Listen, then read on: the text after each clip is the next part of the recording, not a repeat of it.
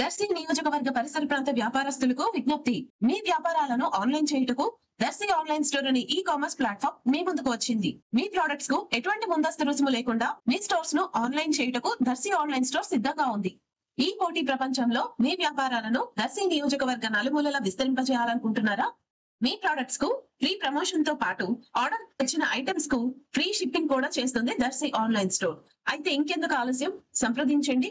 Darsi online store చెట్టు కింద బడి వెనుక కుర్చేడ్ రోడ్, దర్శి. నా ఫోన్ నంబర్ 8341933368.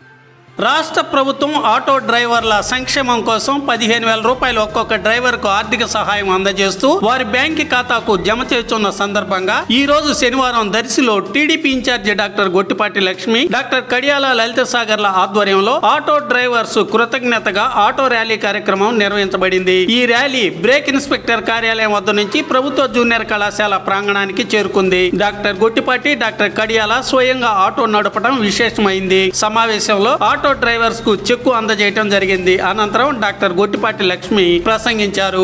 కార్యక్రమంలో పీడీసీసీ జిల్లా చైర్మన్ కామేపల్లి సీతారామయ్య, మాజీ ఎమ్మెల్యే నారంశెట్టి పాపారావు తదితరులు పాల్గొన్నారు.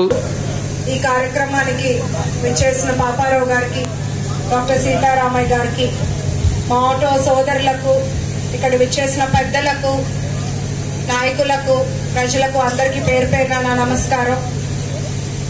ఈరోజు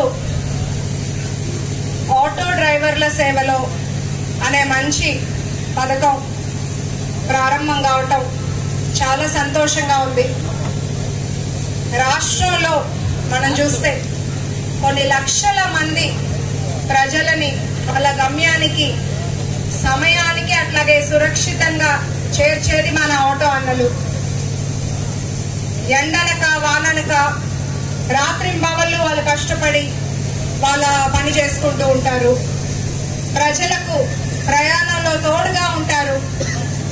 అలాంటి వారి కోసం, వారి జీవితానికి, వారి జీవనానికి, వాళ్ళ కుటుంబానికి తోడుగా ఉండాలని కూటమి ప్రభుత్వం ఆటో డ్రైవర్ల సేవలో అనే పథకానికి వాళ్ళు శ్రీకారం చుడుతూ రాష్ట్ర వ్యాప్తంగా 2,90,000 పైగా ఆటో డ్రైవర్లకు గాను 436 కోట్ల రూపాయలు ఇవాళ వారు నేరుగా వాళ్ళ అకౌంట్ లో జమ చేయడం జరుగుతుంది.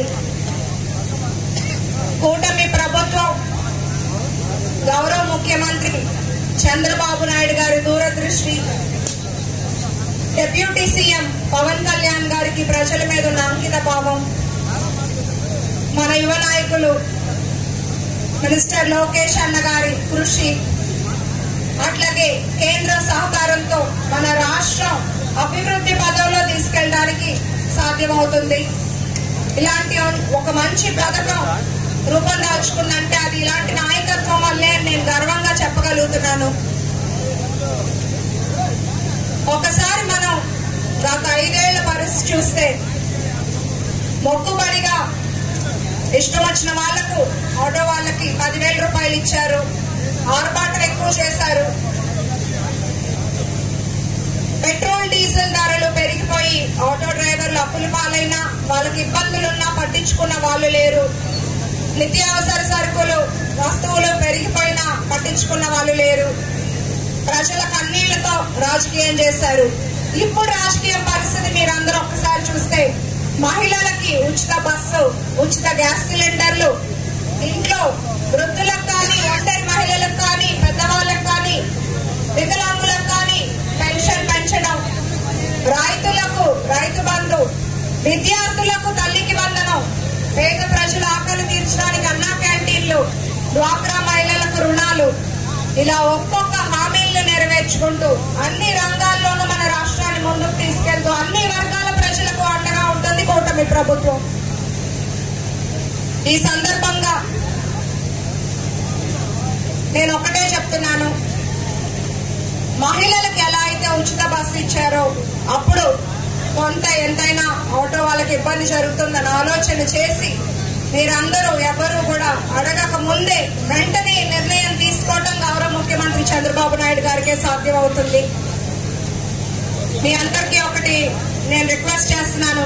గత 5 ఏళ్ల పరిపాలన చూశారు.